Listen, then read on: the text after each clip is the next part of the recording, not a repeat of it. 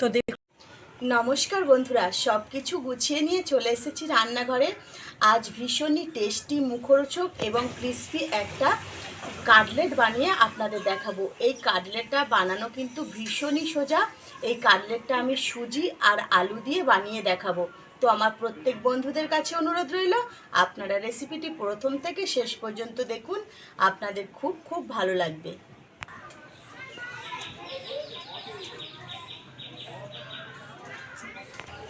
Cutlet বানানোর জন্য উনুন জ্বেলে দিয়েছি আর বসিয়ে দিচ্ছি কড়া।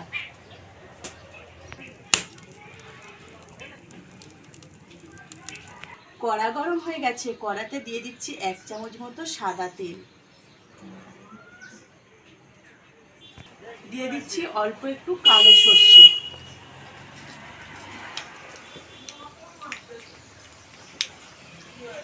দিয়ে দিচ্ছি এই কাপে 2 কাপ জল,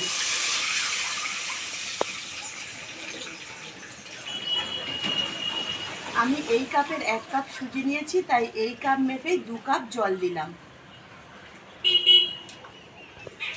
জল ফুটছে, এই পর্যায়ে দিয়ে দিচ্ছি পরিমাণ মতো লবণ আর 1 কাপ সুজি। আস্তে আস্তে এইভাবে দিতে থাকবো আর অনবরত নাড়তে থাকবো, যাতে সুজিটা দলা পাকিয়ে না যায়। ভালো করে নেড়ে চেড়ে জাল দিয়ে একটা শক্ত ডো বানিয়ে নেব।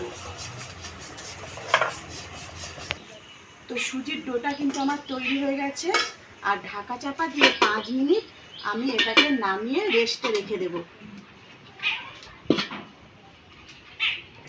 5 মিনিট হয়ে গেছে, আমি ঢাকা চাপা দিয়ে রেখেছিলাম সুজিটা রেস্টে। এবারে আমি সুজিটা কড়া থেকে নিয়ে একটা আলাদা থালাতে রেখে দিচ্ছি, কিছুক্ষণ ভালো করে একটু ঠান্ডা করে নেব। আমি এখানে একটা সিদ্ধ আলু নিয়েছি, এরকম বড় সাইজের। 1 কাপ সুজির জন্য কিন্তু একটা এরকম বড় সাইজের আলু নিতে হবে।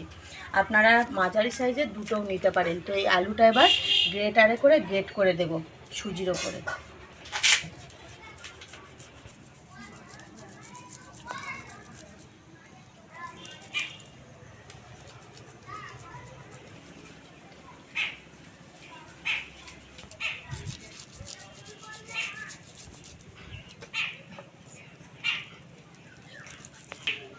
এখানে কিছু মশলা এবার অ্যাড করব।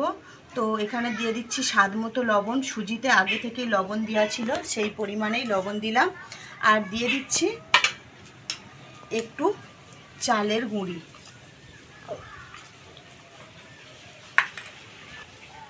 দিয়ে দিচ্ছি চা চামচের 1/2 চামচ চাট মশলা, দিয়ে দিচ্ছি চা চামচের 1/2 চামচ ধনে গুঁড়ো, দিয়ে দিচ্ছি চা চামচের 1/2 চামচ জিরে গুঁড়ো,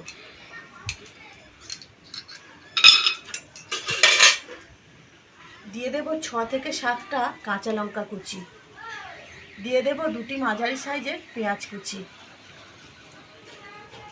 দিয়ে দেব একটু গোলমরিচ গুঁড়ো। এবারে এই সব উপকরণগুলো একসঙ্গে খুব ভালো করে আমি মাখিয়ে নেব।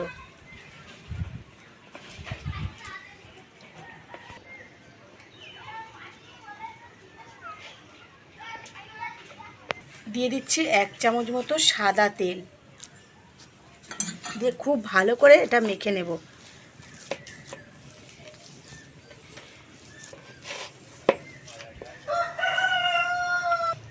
তো এটা আমি খুব ভালো করে সমস্ত উপকরণ দিয়ে মেখে নিয়েছি। এবার এখান থেকে অল্প একটু নেব আর কাটলেটের শেপ দিয়ে নেব। আর আগে থেকে আমি কিন্তু হাতে একটু তেল লাগিয়ে নিয়েছি। আমি এখানে লম্বা লম্বা কাটলেটগুলো বানাবো।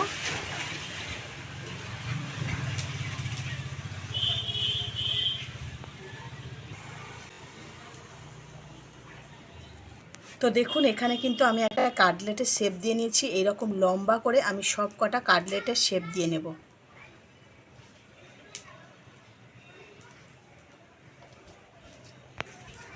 তো আবারও একইভাবে আরও একটা কাটলেট কিন্তু আমি বানিয়ে নেব, এরকম হাতে করে শেপ দিয়ে।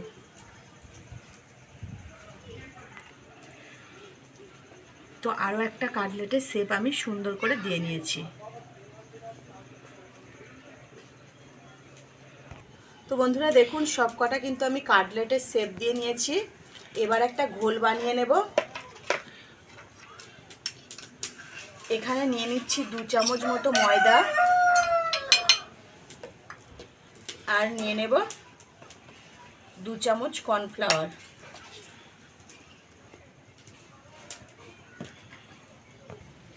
অল্প জল দিয়ে এটা একটা ঘোল বানিয়ে নেব।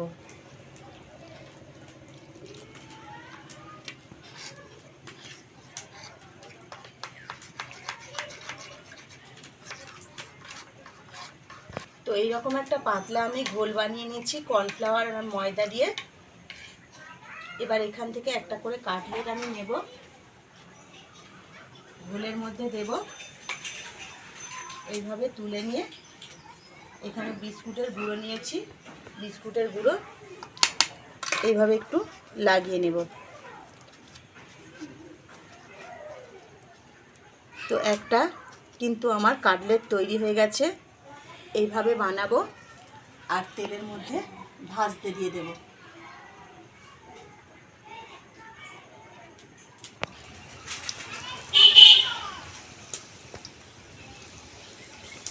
আর কাটলেটটা ভাজার সময় আঁচটা কিন্তু খুব হালকা রাখবেন, নালে কাটলেটের ওপরটা কিন্তু তাড়াতাড়ি লাল হয়ে যাবে আর ভেতরটা কিন্তু ভালো ভাজা হবে না।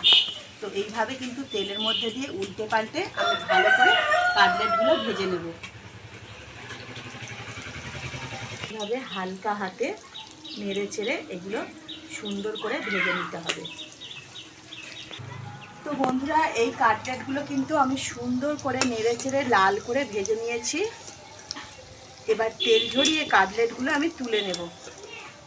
আর দেখুন দেখতে কতটা সুন্দর হয়েছে, খেতেও কিন্তু দারুণ লাগবে। এইভাবে সমস্ত কাটলেটগুলো আমি সুন্দর করে তেলে ভেজে নেব। তো বন্ধুরা আমার সমস্ত কাটলেটগুলো কিন্তু খুব সুন্দর করে ভাজা হয়ে গেছে। এগুলো তেল ঝরিয়ে তুলে নেব।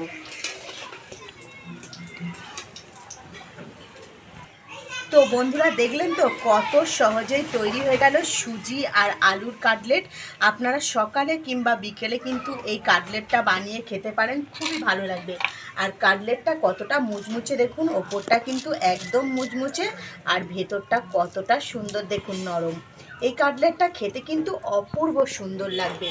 তো আপনারা কিন্তু একবার বানিয়ে খেয়ে দেখতে পারেন সুজি আর আলুর কাটলেট। তো বন্ধুরা লতিকার রান্নাঘরে আজকের রেসিপি এই পর্যন্তই। আবারও দেখা হবে নতুন একটা রেসিপি নিয়ে। ততক্ষণ আপনারা ভালো থাকবেন। Bye bye.